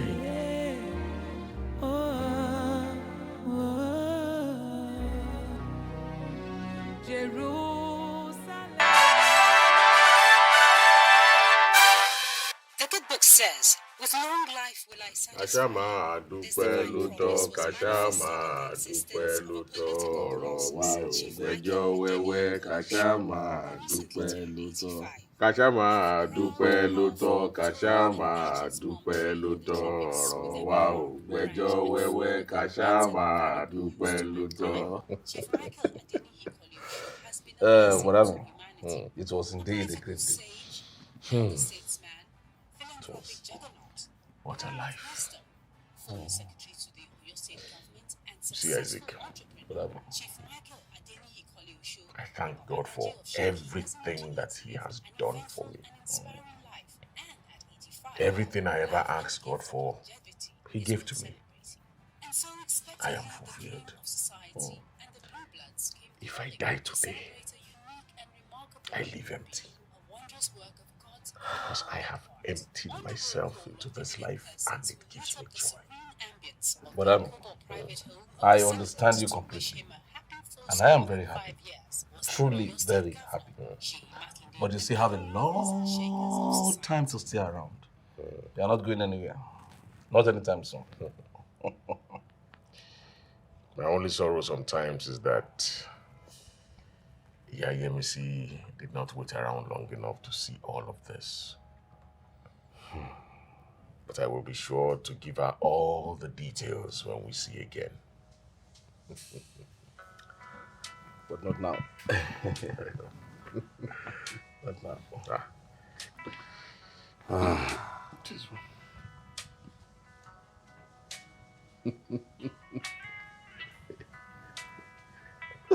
Fellow Excellency. Yeah. I want you to do You try. I want you to try.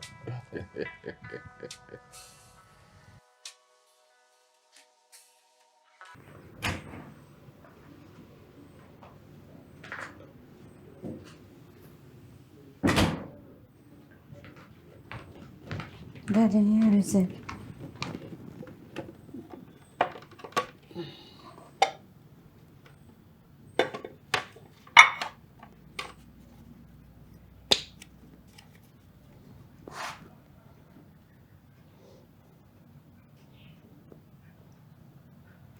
Daddy, is it enough?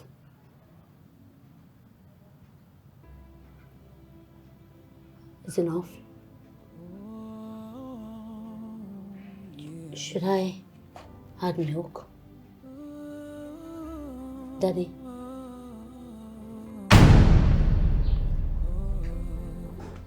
Daddy? Daddy? Daddy? Jesus! Daddy! No.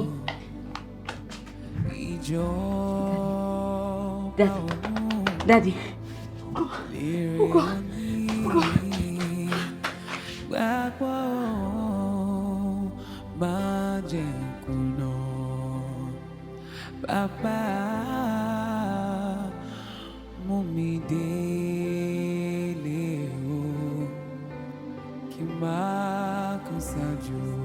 Ebulolo, and why are you dressed like this?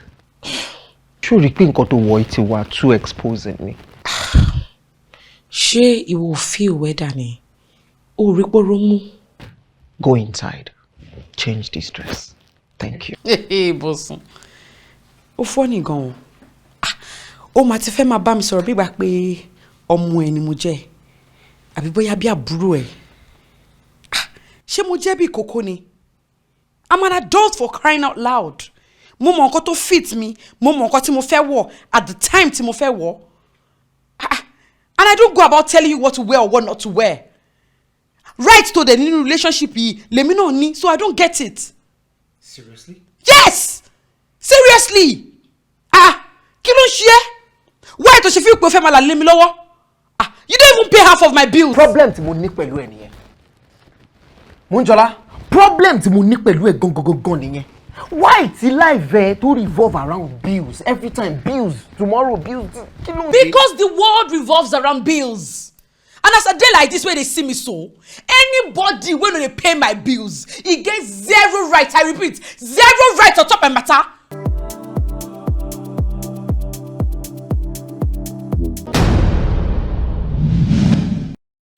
Kí ìjọba olùgbàlà tó wọlé dé ó mú ayọ̀, àlàáfíà àti ìdáríjì wá sí ìgbésí ayé wa.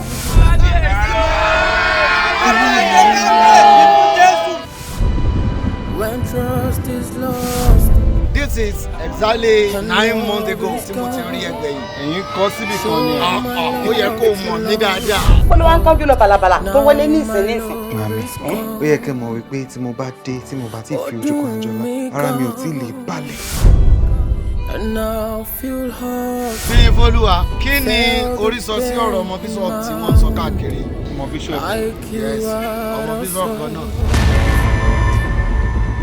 Folúwa, sí ìmọ̀lára àkọ́dúró kọ́ má sí lọ.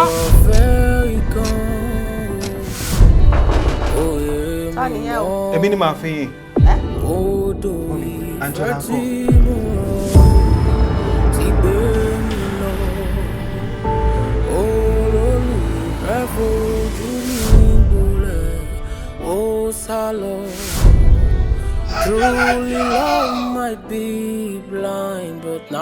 Lẹ́yìn tó dójú tì wá tán ká tún máa kẹ́ ká máa bẹ̀ ẹ́ ká máa gẹ̀ pé ẹjọ́ jẹ́ kó jẹun àbí ká gbé gbogbo dáúsìsì jọ wípé ẹ bá wa bẹ̀ o kò jẹun o lẹ́yìn tó dójú tì wá. Kó sì máa wo gbogbo ọ̀pá tó wà lẹ́kọ̀ọ́ èmi ò rẹ́nì kankan pẹ̀lú ẹ̀. Ọmọ onígbàgbọ́ òdodo kó lọ gba orí láì ṣe wedding. So you've been having a sexual affair with another man and I was thinking that. Èyí tó gbé ẹ wálé gan ò tí ì ṣe òòráyè ní tí òkun ẹ ló múra kòkòkò sí ọ̀rọ̀ obìnrin. Ó lóyún láì ṣègbéyàwó oyún ló ti ká kàkàrà nínú rà yẹn bí bá a ṣe ń sọ̀rọ̀ yìí kò sọ pé ẹni báyìí ló fóun lóyún. Èmi ni mà. Olú tó jẹ́ pé ẹ̀kan lọ́dún ló ń wálé. Ẹ mọ̀ wípé ẹ̀ẹ̀kan ṣoṣo gan ó lè pe ọmọ wáyé. Ẹ gbà mí, ó fẹ́ sọ̀rọ̀ ẹ̀dọ̀ kan lóyún. Ayé ẹ̀ ò yẹ òkò jọ, ìwọ́n máa lo lóyún, ó ṣe máa sọ fún wa ló lóyún. I don't know what to do with this child. Báwo?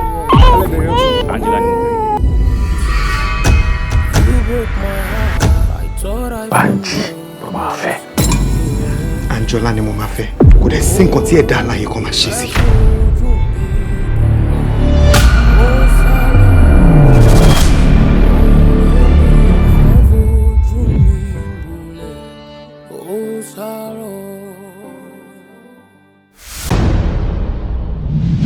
Orúkọ mi ní orúkọ tẹ́ pè nínú kíláàsì ni. Bẹ́ẹ̀ ni sà. Kí lorúkọ again? Àdùnní. No, mi orúkọ tí o sádùn níbẹ̀. Kí ló ṣe o ṣe registration? Wọ́n láwọn ó bá mi ṣe registration. Wọ́n láwọn abẹ́ ṣe registration. Tá làwọn tó láwọn abẹ́ ṣe? Bọ̀dá alákọ̀wé láwọn ó bá mi ṣe registration. Má bínú, bó ṣe ga tó yìí, torí gọ́lọ̀tọ̀ yìí, wọ́n sọ fún ẹ kó máa bẹ́ẹ̀ ṣe registration at this your age. So o ò lè ṣe fúnra rẹ̀. Course wo lọ register fún department of faculty wo. wọ́n sà ní lọ sí faculty of lawyer. Àṣẹ faculty of lawyer lọ ní kó lọ. bẹ́ẹ̀ ni sà. Yeah, capital nuisance.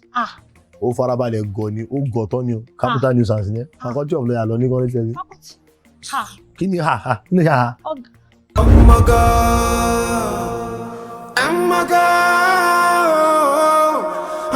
ẹni kò máa kú. Wọ́n níbi tó bá wẹ̀ fúfú lẹ̀lẹ̀ ní darí ìgbẹ́ sí tó bá wu afẹ́fẹ́ aṣewé epo lẹ́lẹ́lẹ́lẹ́ agbẹ́rìn mi dà.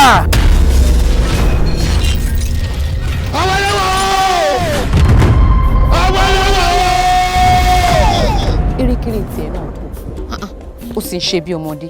Tá a bá wà nínú ìfẹ́ àwọ̀ ẹni amọ̀dán. Ìfẹ́ tí mo ní sójú gbogbo bó ṣe ń ṣe yìí lọ. Iyọ̀ ò sì lápẹ̀rẹ̀ lọ́bẹ̀ bó bá tọ́ mi wò ó rí i pé mo dùn. Kọ̀ràn kí n jẹ iyọ̀ rẹ lọ́bẹ̀ mo yà jàtẹ̀. ọ̀tẹ̀ ò tán. ẹ̀rẹ́ kò sí ọ̀tẹ̀ rẹ̀. Gbogbo tí ń ṣẹlẹ̀ láàrin ìlú kò ṣẹ̀yìn àwọn atóbímọ̀ṣe bá wí. Àwọn wo ni atóbímọ̀ṣe bá wí o? ẹ ti rẹ́ bọ́dé. ẹ jẹ́ sílẹ̀ kọ́rọ̀. Tọ́ ọ bá dúró bí odò wọn bá dúró tọ́ ọ bá dáwọ̀rẹ́ bí odò wọn bọ̀ sàn. Wọ́n fi yí ọ bí odò tó bá gbé gíníbù kò ní parí sàn. ọmọ rẹ kan ṣoṣo awẹ́lẹ́wà ni lo èrú bọ tó fi ṣètùtù lọ́ba tó padà dá lágbà.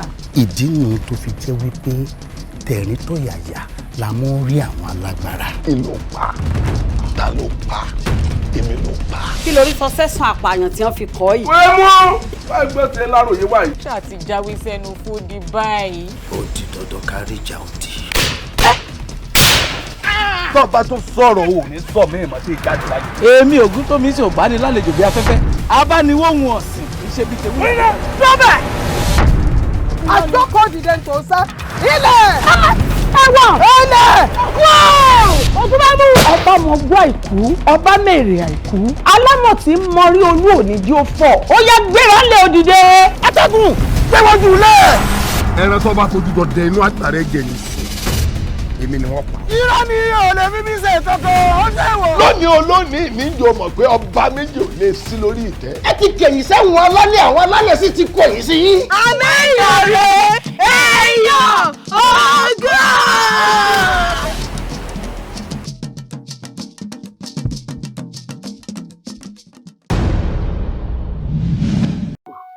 Ṣé ó pẹ́ lẹ́nu ẹ pé kún ó tún mí nẹ. Ṣé o ti pọ àdónú rẹ? Àdó ìlàdó kábíyèsí ó yẹ kẹ́ mọ̀ mí kó tó dà ní. Ẹ rí i pé àkọ́pẹ́ ni mí ẹ rí i pé máa tẹ́pọ̀ àwọn ọdẹ tí mo gbọ́dọ̀ mọ̀ gan bàbá mi wọn ò mú lóko ọdẹ ìpamọ́ rí. Kò ní pọ̀ báwọn ó ní agídí dáyẹ̀ kan ẹsẹ̀ wọn àbí kí ìyàwó jẹ́ gidi kó wọ́n ná. Arákùnrin pẹ̀lú bọ́n ṣe nà ọ́ tó yìí ò tí ì pàdónú rẹ. Kò sá ẹ wo kábíyèsí ẹ wo ẹ wá fi etí ẹ wá fi gbiná mi ẹ lè gbọ́ pa ẹ lè gbọ́ kẹ́kẹ́. Àbájọ ọ̀rọ̀ rẹ yé mi àṣé torí nínà yìí lárákùnrin ń sá fún ni ò ṣe sọ fún wa pé òun lágbára tẹ́lẹ̀. Ìlágbára. Nítorí kọ́ nù. Kábíyèsí ẹ̀mẹ̀yìn ogun wo jẹ́ nkọ́kọ́ bẹ̀ ọ́ ṣáájú torí Ọlọ́run ló fi ìyà jẹra rẹ̀ ẹni ò rí ọ tó sọ̀rọ̀ rẹ fún wa ìtẹ́lẹ̀ di ẹni ni kì í rí ní ti ẹni ẹjọ́ ń sùn tẹ́ẹ̀jọ́ ń jí tẹ́ẹ̀jọ́ ń jẹ tẹ́ẹ̀jọ́ ń mu ni pàápàá jùlọ ìyàwó rẹ ni o ẹyin ṣé yóò rí ọtí ni ó ní àdó kan bẹ́ ń kùn rẹ téèyàn ò bá lù ọ́ dáadáa kò ní jáde lára rẹ. ìpẹrẹ ẹgbẹ fún rí mo gbé Àjíkẹ́ lọ́dẹ lákàrà báyìí ìní kankan mo gbé Àjíkẹ́. Arákùnrin wò mí wò mo mọ ohun tí wọn ó ṣe ìyàwó rẹ nìkan á lù ọ́ bíi kó o dákú lóòótọ́ pọ̀ àdó wá fọkàn rẹ balẹ̀ o sórí bọ́n bá lù ọ́ kódà kó o dákú bó o bá lọ sójú ogun tó o ṣẹ́gun tó o borí ogun tó o padà wálé gbogbo ohun tó bá ná ni wọn ò fún ọ. Kábíyèsí. ó gẹ̀ẹ́sì ńlẹ̀ yìí o. ẹ̀ẹ́dẹ́kun ẹ̀fẹ̀ sílẹ̀ kábíyèsí. àwọn dà ọlọ́lá. ẹ̀ẹ́dẹ́kun kábíyèsí ẹ̀ẹ́dẹ́kun ẹ̀jẹ̀ ẹ̀jẹ̀. ọ̀sẹ̀ tí ń bá bọ̀ ó ti ń pọ̀ bọ̀ díẹ̀díẹ̀ ẹ̀jẹ̀ yìí mo ṣàkíyèsí pé bí nǹkan bá fẹ́ jáde lọ́fun èèyàn lẹ̀jẹ̀ tó kì í máa jáde yóò bẹ̀jẹ̀ jáde kábíyèsí ẹ̀jẹ̀ dúdú ti ń bọ̀. kábíyèsí ẹ rí ẹ bá wò mí dáadáa ẹ rí pé mo ti kú mo ṣe wáyé mo ti dàkú dàyà. ọ̀dà mo mọ tí wọ́n ṣe ẹ̀yin ẹ̀ṣọ́ ẹ lù bí kó dákú. olóyè bó bá lè dákú kó dákú àá jẹ padà yóò pàdé kẹsà jẹ báyìí. olóyè yẹ mo gbé yẹ Àjíkẹ́ yẹ o ti bá mi. gbádùn. Bàbá olóyè ẹ lọ gbé ọ̀sẹ̀ yìí wá. Ẹ lọ gbé ọ̀sẹ̀ yìí wá. Ọ̀sẹ̀ ilé yàrá ìyá.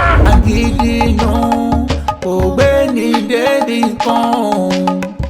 Bínú balẹ̀ lálejò àbórí ẹni jẹ́.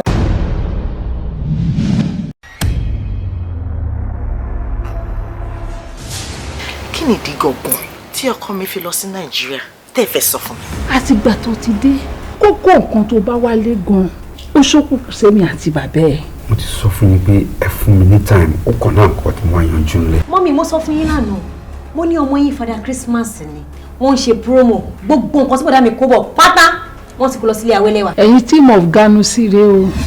Ṣé mo parọ́ rẹ̀ fún yín lánàá ni? He called me ó lóun bọ̀ mi ṣeré. Kí ló ń tọ́ ìlà ó sì mọ̀ sí ó sì má mọ̀ sí ó sì má mọ̀ sí bí wọ́n ló ṣẹ̀ṣẹ̀ ń sọ fún mi. Ṣé wàá òkè ṣá? Òun bèrè ní ṣé wàá òkè. What a big insult. Ṣé èmi wà òkè? Níbo ni èèyàn ti ń kó ẹrù ẹ̀ kúrò nílé láì sọ fún fámìlì ẹ̀ kankan kó dé gba Nàìjà lọ? Àbọ̀ wo condition tẹ́gbọ́n ẹ̀ wá pé ṣé kò ti níṣòro báyìí? Torí gbà téèyàn dé láti ìlú òyìnbó tá èdè tó yẹ pé ibi ọyàn ńlá gbàǹgbà òun ló gbà lọ láì pé bóyá ńgbà tó kéré mi ò fún lọ́yàn. Ìwádìí tó bá lè fà á. Mo mọ̀ pé tó bá ti dé bójú ó dé bá mú èmi gan ò dúró. Ṣó yẹ kí n béèrè owó lọ́wọ́ ẹ̀gbọ́n mi níran kó tó fún mi? How long ló fẹ́ ṣe gbélé ìdá? Mo ti sọ pé kó padà sóhun yẹn láti jọ ẹ̀. Padà sí abroad now. Òun gẹ́gẹ́ tí ń fàṣílẹ̀ ara rẹ̀ pamọ́ irú ọmọ wo ni. Kòkòrò tó ń jẹ̀fọ́ ìdí ẹ̀fọ́ ló wà. Àfi ká múra dáadáa torí àwọn arí ògo ju ògo lọ tó máa ń ti wà lọ́wọ́ wọn. It's terrible and I understand you. Èmi wá ọ̀fọ̀ ìkan náà àwọn wòlíì tó jẹ́ pé action speaks louder than voice. For me now, I'm gonna tell you pé ìgbàgbọ́ mi ó ti mú mi lára dá torí mo jẹ́rìí màláíkà tó ń lo mi á. Ṣé nínú gbogbo nǹkan tó wà nílẹ̀ yìí ni mọ́mì Tọ́lání tí wọ́n wo gbogbo owó wà yìí? Ẹ̀wọ̀n bóyá òun gan ló ń affect ọkọ wọn. Ẹ̀gbọ́n yìí ló ṣe ẹ̀gbọ́n mi tó fi wá sílé. Ó dẹ̀ wá wò mí sùn wá wò pé kí ló lè fi jẹ mí níyà. Ó dẹ̀ fògùn fa ọmọ mi wálé. Ọjọ́ tó dé àárọ̀ kùtùkùtù ó ní òun miss pepper soup òun ló ṣe kọ́nẹ̀kùn wá bá mi láàárọ̀ ọjọ́ tó dé kó ṣe pé bóyá anything wọn. Ọlọ́mọ sí máa tó bẹ̀rù o pẹpẹ súùpù ọmọ àti fi pẹpẹ súùpù pọmọ lọ́wọ́ mi. Níbi tá a ti dì ibẹ̀ gan-an là ti tú. Wọ́n lọ́nà àbájọ báyìí kí la fẹ́ ṣe. Ẹ má jẹ́ kí àwọn aláfa àwọn oníwòlíì kan wọ́n ní kí gbowó lọ́wọ́ yín o kẹ́kọ̀ọ́ ṣe bí o. Mẹ́wàá ń sí ogún sí òun ò lè mọ̀. Lálá tó bá lọ sókè báyìí ilẹ̀ ló ń bọ̀.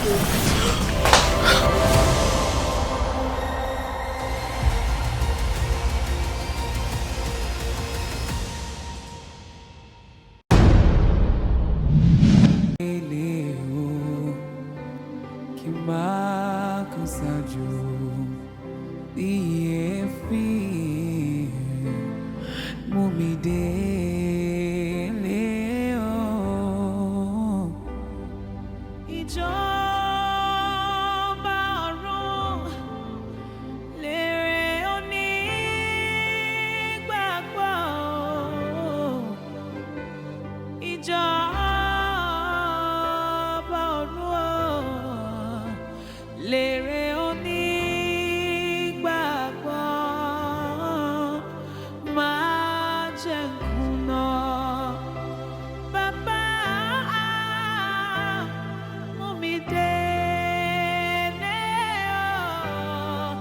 máa kó sàjò.